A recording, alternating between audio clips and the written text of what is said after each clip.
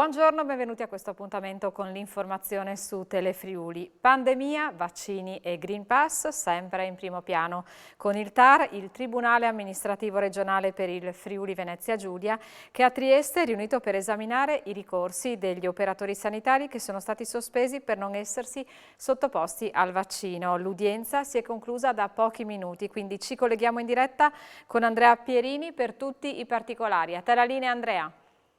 Si è conclusa da pochissimo la discussione al TAR del Friuli Venezia Giulia in merito al ricorso vaccinale dei sanitari. Si parla complessivamente di 111 cause in Azugi con 8 infermieri che in questo momento sono sospesi. Per quanto riguarda ASPO sono 64 i provvedimenti di ricorso più altri 2 in separata sede che non fanno parte di quello collettivo. ASUFC invece i numeri sono ancora al momento indicativi, si parla di 50 ricorsi, ma siamo in attesa anche di avere il dettaglio preciso. Cosa è successo oggi? Al TAR del Lazio si sono presentati dei ricorrenti, chi appunto con dei provvedimenti, dei procedimenti singoli, chi invece con alcuni provvedimenti cumulativi contro l'obbligo vaccinale, quindi insomma contro il decreto del governo di aprile che impone al personale sanitario l'obbligo vaccinale. Oggi si è discusso questo ricorso, a questo punto ci sono due ipotesi: o il TAR si pronuncia nell'immediato sulla richiesta di sospensiva e quindi dice sì, i sanitari possono essere sospesi, oppure no, i sanitari non possono essere sospesi, e poi in un secondo momento entra nel merito dettagliando la decisione, oppure può arrivare una sentenza unica nell'immediato. I tempi: nella prima ipotesi la decisione potrebbe arrivare verosimilmente nei prossimi giorni, altrimenti si parla come data indicativa del 15 settembre, anche perché diversi TAR stanno lavorando su questi procedimenti. Al momento la discussione è terminata, pomeriggio ci sarà la Camera di Consiglio a porte chiuse chiaramente per quanto riguarda il TAR, e poi bisognerà attendere e capire le tempistiche, che in questi casi ovviamente non sono mai certissime. Se non ci sono domande da studio ti restituisco la linea. Perfetto, grazie Andrea.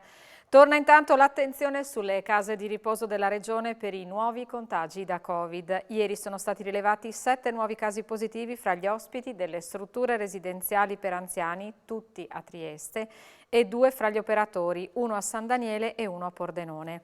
Complessivamente sono stati rilevati 62 nuovi casi positivi su 3.497 tamponi molecolari. Di questi 6 riguardano migranti e richiedenti asilo, 1 in area udinese e 5 nel pordenonese. La percentuale di positività è dell'1,77%. Sono inoltre 5.258 i test rapidi antigenici eseguiti, dai quali sono stati rilevati 15 casi, lo 0,29%. È stato registrato anche un decesso, una donna di 76 anni di Trieste, al quale è da aggiungere quello di un uomo di 92 anni di Udine, morto nei giorni scorsi. Sviluppi nell'inchiesta sulla sparatoria di sabato a Trieste dopo gli interrogatori da parte del GIP del capoluogo giuliano. Sentiamo. Torna in libertà una delle persone fermate per la sparatoria di sabato in via Carducci a Trieste. Altre 2 vanno agli arresti domiciliari con il braccialetto elettronico, mentre una quarta resta in carcere. Lo ha deciso il GIP del Tribunale del capoluogo giuliano, Massimo Tomasini, al termine degli interrogatori di garanzia che si sono svolti nella giornata di ieri. La decisione di Tomasini è stata depositata stamattina. La persona scarcerata è Fatom Krasnokhi, che secondo quanto riferito dagli investigatori era stato trovato in possesso di una pistola. L'inchiesta della Procura della Repubblica di Trieste, che coordina le attività della squadra mobile, sono tuttora focalizzate sui motivi all'origine della sparatoria, nella quale, in pieno giorno, nel cuore del centro cittadino, sono rimaste ferite 7 persone. Andiamo avanti adesso con la cronaca. Versa in gravissime condizioni un ventenne di Portogruaro che la scorsa notte è rimasto coinvolto in un incidente stradale tra San Vito al Tagliamento e Villotta. In sella a una moto, dopo aver impattato contro un'auto, è finito in un fossato riportando ferite gravi. Potrebbe perdere un braccio e una gamba. Sul posto sono intervenute un'automedica e un'ambulanza. I sanitari hanno operato mezz'ora per stabilizzarlo, poi il trasporto all'ospedale di Udine. È Francesco Braida, di 85 anni, originario di Palazzolo e residente a Precenicco, l'uomo che ieri, colto da malore fatale, è finito in acqua nello Stella mentre stava navigando sul fiume a Precenicco con un amico. Inutili soccorsi, per lui non è rimasto altro da fare se non decretarne il decesso. Un uomo di 94 anni è stato trasportato in ospedale dopo che nella sua abitazione a Marsure di Aviano è scoppiato un incendio. Le fiamme si sono sviluppate in cucina e si sono estese al ballatoio. Danni gravi al primo piano dell'abitazione, sul posto i vigili del fuoco che hanno impedito il propagarsi del rogo. Ladri in azione a Lignano Riviera ieri pomeriggio. I malviventi hanno forzato un infisso di una casa vacanze e hanno rovistato in tutte le stanze, riuscendo a rubare denaro contante e alcuni preziosi per un valore di 5.000 euro. Nel pomeriggio di ieri una dozzina di pattuglie dei carabinieri del comando provinciale dell'Organizzazione Forestale di Udine sono state impegnate in un servizio di controllo del trasporto su strada di rifiuti. L'obiettivo era quello di verificare il rispetto delle normative di settore attraverso l'iscrizione dei trasportatori all'albo nazionale, il possesso e la corretta compilazione del formulario di identificazione dei rifiuti e la corrispondenza con la merce trasportata. Il servizio fa parte di una mirata campagna di controlli disposta dal Comando Generale dell'Arma dei Carabinieri per contrastare l'illecita gestione dei rifiuti. L'operazione di ieri lungo le strade dell'Interland udinese ha permesso di sottoporre a verifica 14 mezzi e altrettante persone senza riscontrare alcun illecito. Il ministro del Turismo Massimo Garavaglia ha presentato oggi a Pordenone insieme al sottosegretario Vanni Agavia le misure per il turismo contenute nel Piano Nazionale di Ripresa e Resilienza. Ascoltiamo il ministro al microfono di Alexis Sabot. Però dobbiamo mettere le basi perché questa crescita congiunturale diventi strutturale e soprattutto guadagniamo quote di mercato rispetto ad altri paesi.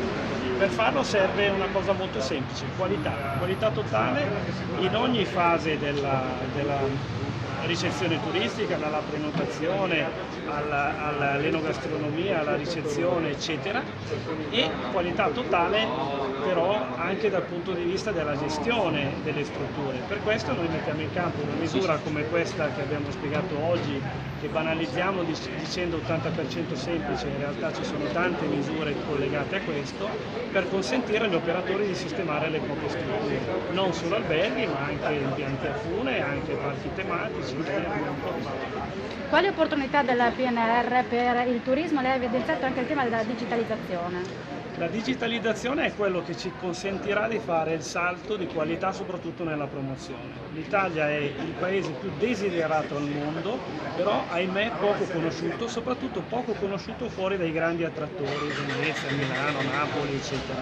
Ecco, noi abbiamo la possibilità con il digitale di fare veramente dei bei pacchetti integrati, per cui mentre uno viene a Trieste può andare a Spilimbergo, per capirci. Ecco, questo però dipende tantissimo dalla capacità dei territori di organizzarsi e di riuscire a mettere in campo le migliori capacità, idee, iniziative per promuovere dal punto di vista coerente con il digitale il proprio territorio. È stato inaugurato questa mattina a Udine un nuovo ecocompattatore di cartoni per bevande, bottiglie e flaconi in plastica nell'ambito del progetto NET, Rispettiamo il pianeta e i buoni del riciclo. Sentiamo.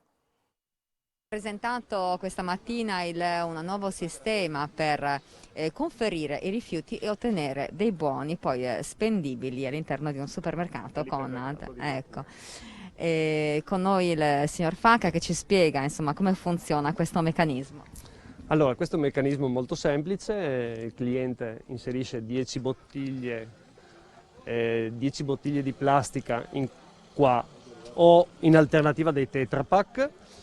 Ogni 10 gli viene fuori un buono da €1 che può spendere nel nostro negozio di Martignacco con 30 euro di spesa, per cui ogni 30 euro gli diamo l'euro che prende da questo conferimento.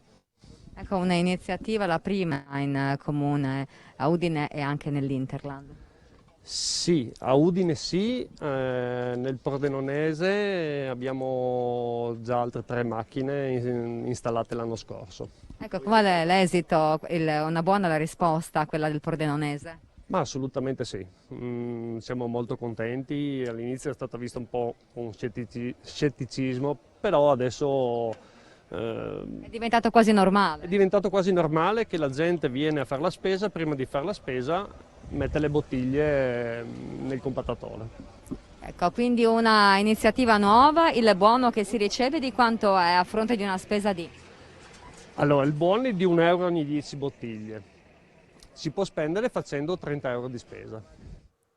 È stata presentata stamattina a Gorizia Gusti Off, l'iniziativa enogastronomica organizzata dal Comune che si svolgerà in centro città dal 23 al 26 settembre.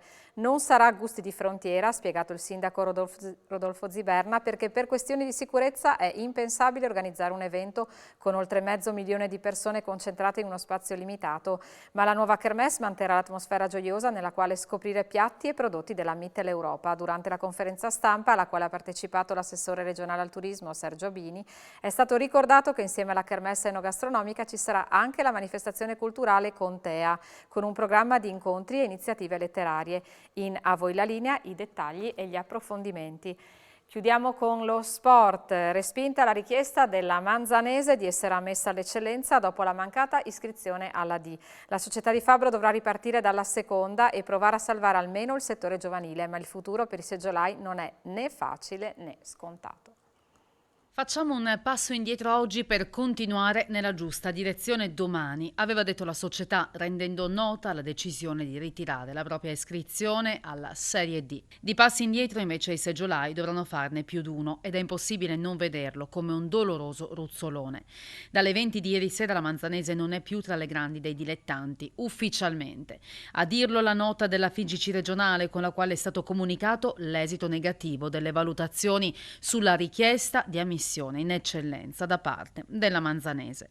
Il Consiglio direttivo ha esaminato in data odierna la richiesta di partecipazione in sovrannumero alla prossima eccellenza, scrive la nota, pervenuta in data 1 settembre. In considerazione anche delle tempistiche, pur rammaricandosi per la decisione assunta, il Consiglio ha deliberato di non accogliere la domanda.